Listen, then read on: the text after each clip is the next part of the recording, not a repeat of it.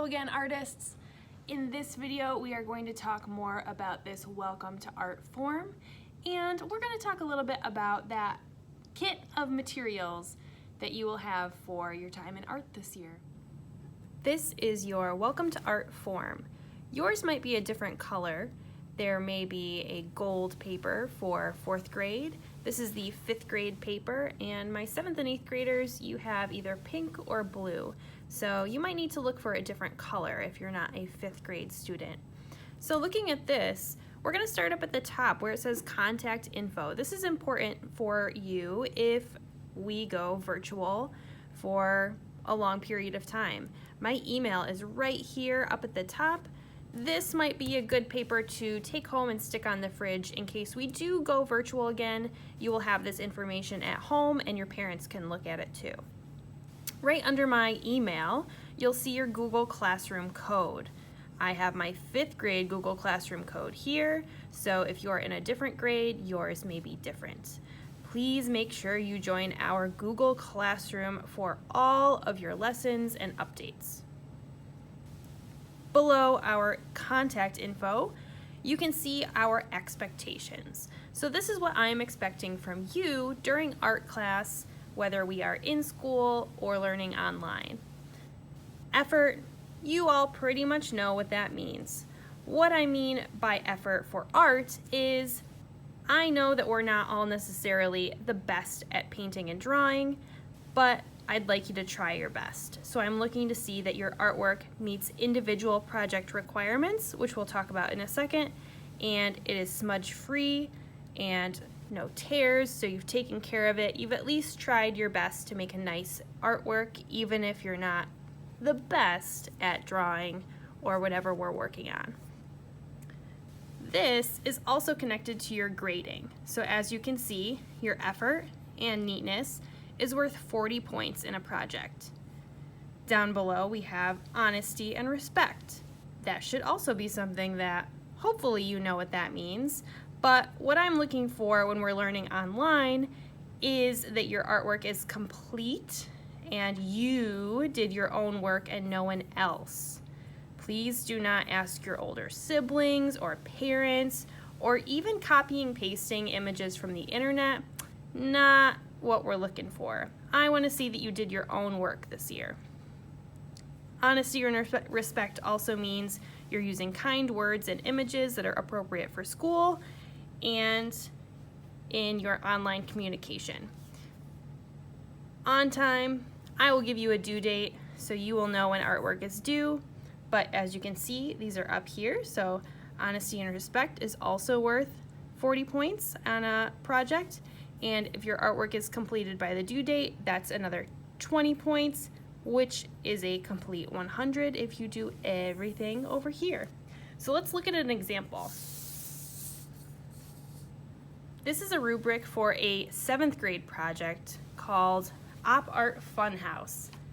This is an example of that. A funhouse is one of those rooms where you go and things are kind of moving, but you can't tell if they're moving and they're deceiving your vision, your mind. This is an Op Art Funhouse drawing. So as you can see, there's a lot going on here, but we will break it down into effort, respect, and completed on time. So in this project, you can see I have 2 spaces for effort, 2 spaces for respect. Content is part of your effort. How well did you create 4 different op art designs? That's part of the content of this project, what we learned for this project. So even though that's content, it's also effort. Did you try your best to come up with 1, 2, 3, 4 different op art designs? The other part of effort is your neatness and craftsmanship. So did you take your time coloring each individual space, trying to color in the same direction so it looks nice and neat when it dries? Or maybe you colored really fast and you left some spaces. That would not necessarily be a 100 for effort and neatness. So that's what I'm looking for in the effort category. Respect, remember that's also worth 40 points. So you can see this one here is worth 20, this row here is worth 20, 20 plus 20 is 72. Oh wait, 40, you're right. I'm not the math teacher, that's good. Respect and honesty means that, especially if you're working online, you are being honest to make sure that you are turning in work that is your own, not copying images from the internet and pasting them into a Google Doc and sending it to me pretending that it is your own. You can actually Google search an image and see that it was borrowed from somewhere else on the internet, so I wouldn't even go there if I were you. No stealing images from online. So being honest about your artwork is part of respect. Kindness, making sure we're using appropriate words and pictures, and just being an overall good example, being a good person. So that's the majority of your grade, trying your best and being kind. I feel like that's pretty fair. Like I said, I'm not looking for the next Picasso. I just want you to have some fun, try your best, and be a good person. The last part of our rubric is, did you complete the work on time? And that part you will know within each project what the due date is and when you are supposed to turn in your work. When you do turn in your work, over here it says submitting your work on your form. We're going to talk about this later when it gets closer to the time to turn in artwork, and we will likely be learning how to take a picture of your drawing and uploading it to your computer and turning it in through Google Classroom, or taking a picture of your photo and emailing it to me. That's how we're going to turn in work this year. No handing back papers, and I'm not going to collect any artwork this year, so we will learn that a little bit later. Down here at the bottom are some information on the materials you'll be using this year. So this is what you will be receiving from me. You will have a sketchbook, which is 100 pages. It says down here, 100 sheets of sketchbook paper. This is to be used just in art class, and we'll talk about this a little bit more too, but I will be collecting these at the end of each class, and you will be taking them out of your designated bin at the start of each class so that we don't lose these materials and they don't get damaged. But as you can see, you will have some colored pencils, okay, one of each color. I have a regular pencil in here for you for art class and a skinny Sharpie. I know, very exciting. And you'll also have a little eraser. Blick is our art supply company, so a lot of these materials say Blick, and that's how you know that it belongs to art. The first thing you will need to do when you get your art kit is I'm going to have you pull this out, okay? And you can see at the top of my sketchbook, I made sure to put my name. I wrote 8th grade art because I have a different sketchbook for each of my grade levels, but you're just going to use your Sharpie in your bag to make sure you write your name right on your sketchbook, okay? Not on tape like I did. Write on your sketchbook first and last name, and then give it a second to dry.